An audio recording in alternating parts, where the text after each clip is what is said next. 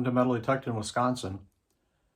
You're getting a little preview of my display room. What I've been diligently working on this winter is getting my all my finds in boxes and organized and displayed. So this is a little bit of it in the background there. I'm dedicating one room, spare bedroom I have in the basement to my finds collection. So this review of the 2022 season. It's January 27th. Finally getting around doing this. I've actually been out detecting a couple of times this month.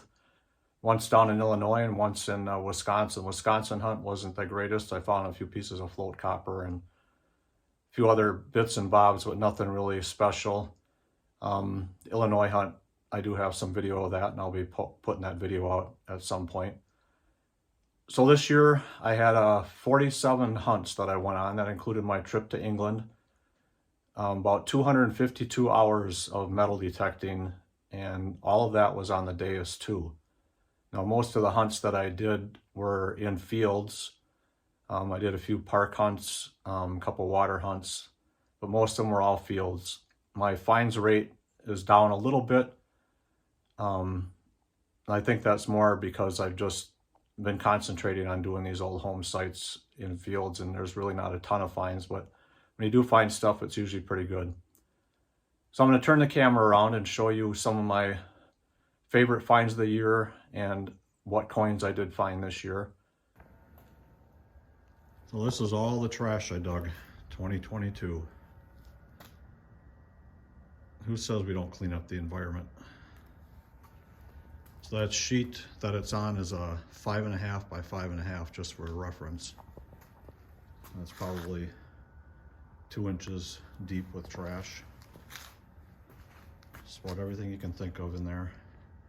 One thing when you do farm fields, which I seem to be doing the majority of the last few years, you do dig a lot more trash because you dig pretty much every signal, for sure every high tone. At least I on the Deus 2 dig pretty much everything over 45 for numbers wise. So that's all the trash. If you think you're gonna get in this hobby and just dig the good stuff, that's not gonna happen. You gotta dig this stuff if you wanna get to the good stuff sometimes. Plus it's a good idea to clear a lot of this stuff out because it masks other signals, and especially the iron. If I see a big iron laying on the ground, I pick it up and take it home with me. This doesn't even include all the iron. I have a box full of iron because I like to, some of the stuff I clean up and put on display, like axe heads and old farm tools, things like that. So we will start with my favorite find of the year. It's this gold 14 karat ring with the pink sapphire, designed by Ostby Barton, stamped OB inside of it. He's linked to the Titanic, and you can look back at my old videos of when I found this, and I have a little history about the ring on that video. So go and check that out. As far as the other rings, I found 8 rings total this year. 2 gold, 2 silver, and the rest were just junkers, or I think a couple old copper rings I found too in the farm fields. So as far as relics go, probably one of my favorites is this 1930 dog tag.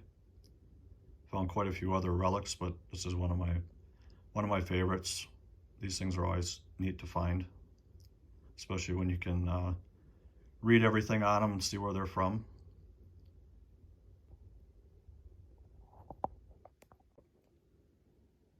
Okay, moving on to the coins for the year. So my favorite coin find is my 2 real, Spanish 2 real, 1790. And next to that is the 1837 capped bus half dime. Those are 2 firsts for me. And the Spanish real is a rarity here in Wisconsin. That just doesn't happen very often.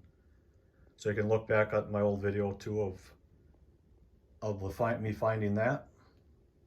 So as far as other coins go, I ended up with 40 wheat cents, 20 Indian head pennies, 2 buffalo nickels, 2 V nickels, 2 shield nickels, 1 large cent, 1 2-center, 20 US silver coins, which consisted of a 1 war nickel, 1 capped bust half dime, 3 rosies, 8 mercury dimes, 4 barber dimes, 1 seated dime, and 2 barber quarters. I also found $81.34 in clad, and here's the video of me cleaning that up and a picture of some of the clad.